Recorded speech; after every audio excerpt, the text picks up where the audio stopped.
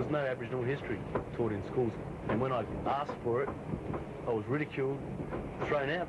There was this respect for multiculturalism. And I was considered an immigrant in my own country, more or less.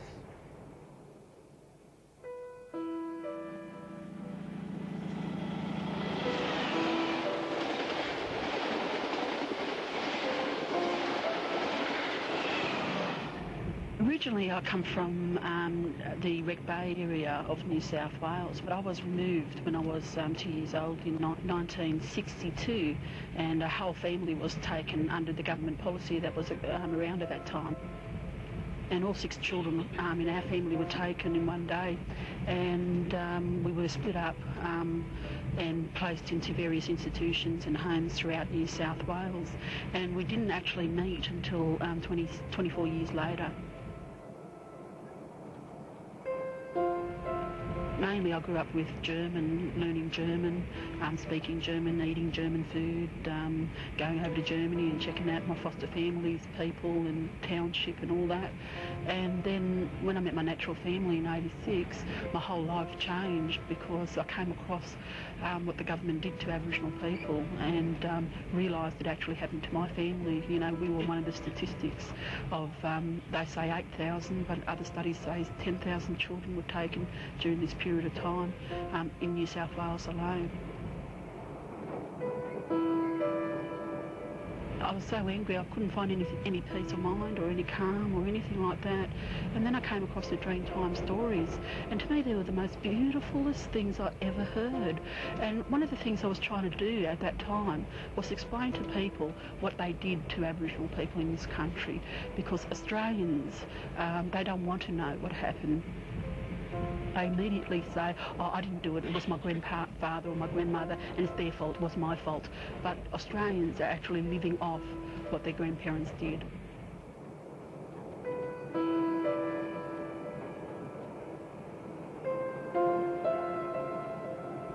To them, Aboriginal culture is a dead race, and Aboriginal people should become white people and not complain and be satisfied and happy for everything that was given to them.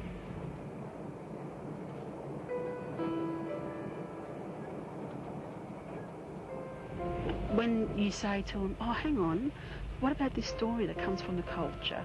It comes from a culture that's 150,000 years old, and it's been passed on in the oral tradition. And this story is even better than Cinderella. It's even better than Red Riding Hood. It's even better than the Three Bears. How about you listen to this story and maybe then judge the culture?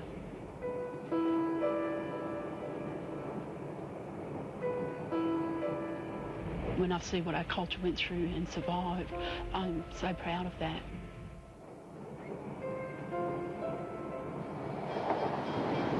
Maybe the thing is about for me being Australian, is that I actually have to assess it and I have to look at it all the time.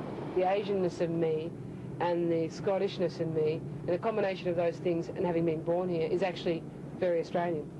That's what Australians are like. Almost there. But not quite.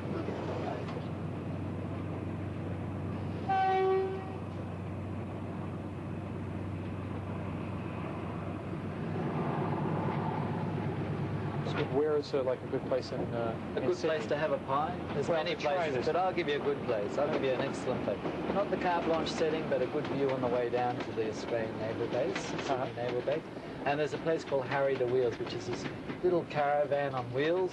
And I'll tell you what, you'll see people from all walks of life notching into one of these meat pies. And that's where you get a really good meat pie. Ladies and gentlemen, Tucker XPT will shortly arrive at Sydney Central Station and terminate.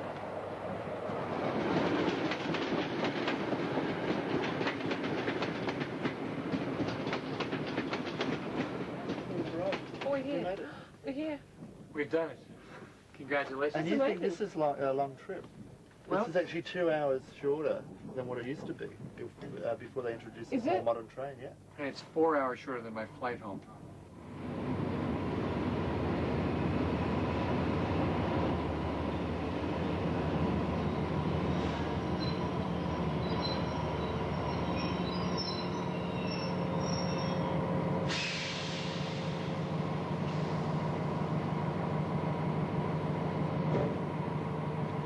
8:25 p.m, the XPT arrives at Central Station, Sydney. As the passengers spill out onto the platform, the connections which have bound them together for 10.5 hours begin to fragment. Nice to meet you. Enjoyable. It has been delightful, really. On the internet, I'll see you.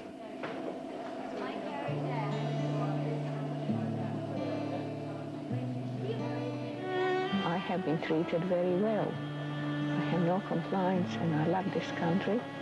And somebody said, how about the country you were born in? Don't you love your country of birth? And I said, yes, I do. And the person said, how could you love both countries? And my answer is, how could you love two children?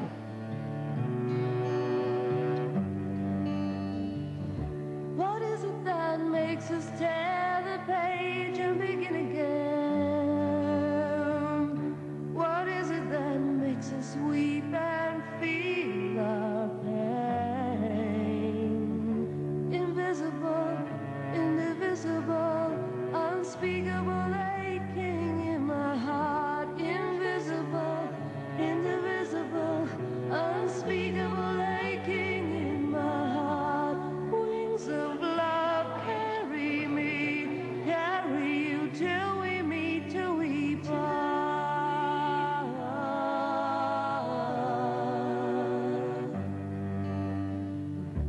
The thread we feel that links us so through the universe it goes.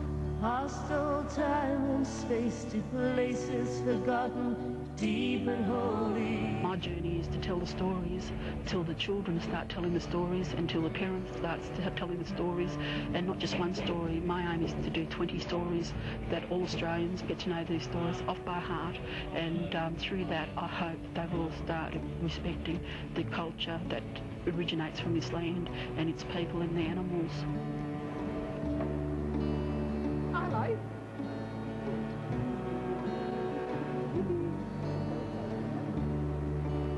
My perception of the future is uncertain, and I take one day at a time, because my future is incarcerated by the boundaries called the Crown. So personally, my future is after I die.